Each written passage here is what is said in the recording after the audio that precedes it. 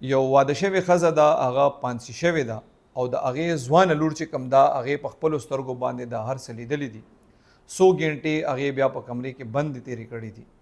د دې واقعي ډیټیلز داسې دی، ډېر د عبرت نه ډک رپورټ دی، ضرور یې تر اینډه پورې وګورئ. د یکتو تاڼې پولیس وینا دا ده چې بیګا هغې ته اطلاع میلاو شوه لیټ نایټ چې د توحید آباد په علاقې کې یو زنانه او یو جینۍ چا په کمره کې بند کړي دي. پولیس وایي دی لاړل، خو چې کوم لوکیشن دی ته خولی شوی و نو په هغې باندې دی خپل سرچ کړی دی، خو ورته دغه کور نه دی معلوم شوی. بیا چې کله دی تاڼې ته راغلي دوباره ورته اطلاع میلاو شوې ده، نو پولیس وایي کله چې بیا دی دغه انفارمیشن واغشتل او په هغه انفارمیشن باندې دی لاړل نو هغه کور ته بار نه تاله وه. دی بیا هم دغه انفارمیشن او د شک په بنیاد باندې دی کور ته وروړېدلي دي چې پولیس وایي کله دی دغه کور ته وروړېدل نو دی کې زیر تعمیر کور دی، 2 کمرې پکې داسې وې چې هغې ته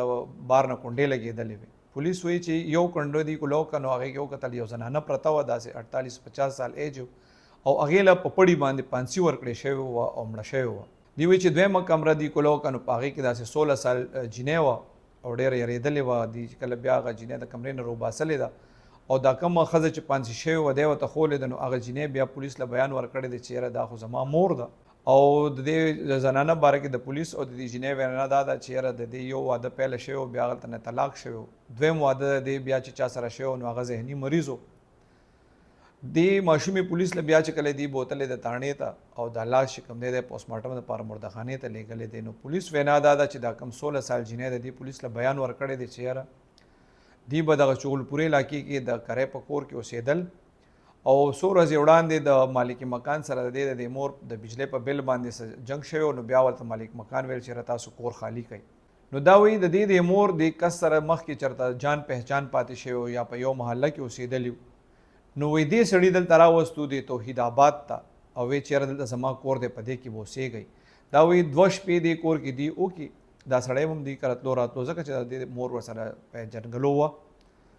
وی بیګا د شپې داسې ماسوتن ټیم کې زما د مور او د دې سړي خپلو کې جګړه شروع شوه. وی بیا زما د مور وواله د ماشوم وایي زه بله کمره کې زم رالم، مور مې ته خلاصوله نو وایي زه یې ووالم او بویه تلم کمره کې بند کم او دې دوران کې چې وایي بیا ما د خپل مور د چغې اواز واورېدو نو وایي زه چې رالم نو وایي زما د مور له پانسي ورکوله نو وایي ما ته بیا مور خلاصولو کوشش وکړو نو وایي هغه کس بیا زه بوتلم په کمره کې بند کم او بار نه راپسې کونډو لګوله او بس بیا وایي مور اوازونه مې څه ټایم راتلل، بس وایي بیا مې د دې مور اواز هم غلی شو او د دې سړي اواز هم غلی شو. نو وایي ما وایي کیدای شي دي چېرته بهر تلي دغه جګړې نه پس. بیا دا وایي چې کله تاسو پولیس رالی او زم راکولو کم او بیا ورته پولیس چې کوم خولی دی نو دا مې مور وه. پولیس وایي دغه زنانه څنګه ما تاسو پهله مو وایي چې هغې دا لاش پوسټمارټم دپاره مردخانې ته لیږلی دی. پولیس وایي د دې زنانه چې کوم رشته داران وو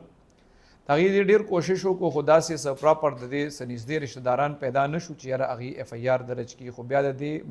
لور چې کوم ده 16 سال عمر چې کوم دی د هغې په مدیت کې دي د ملزم خلاف اف آی آر درج کړی دی. د پولیس وینا دا ده چې د ملزم د گرفتارۍ دپاره چاپې وهل شروع کړي دي خو اوسه پورې دا گرفتاره شوې نه ده. پولیس وایي د شپې 2 بجې بیا د ماشومې په وینا باندې څوک رالل او هغې د دې زنانه ډېډ باډي چې کوم ده هغه یوړه.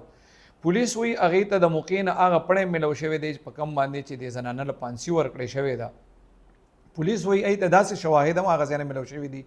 چې د هغې مطابق او دا کم د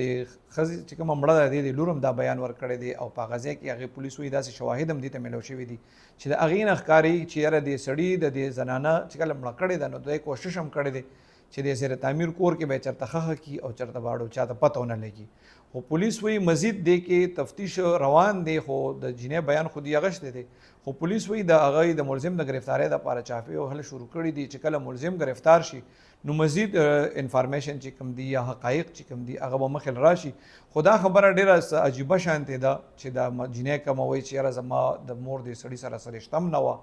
تعلق هم نو ډېر خلک داسې دي چې ای دا مطلب رشتې جوړې کړي، بعضې ډېر واده کړی ښځې هم وي، ای ځان له رونه جوړ کړی وي چې دا مې رور دی. ډېر سړي هم داسې وي چې نوره هېڅ رشته مني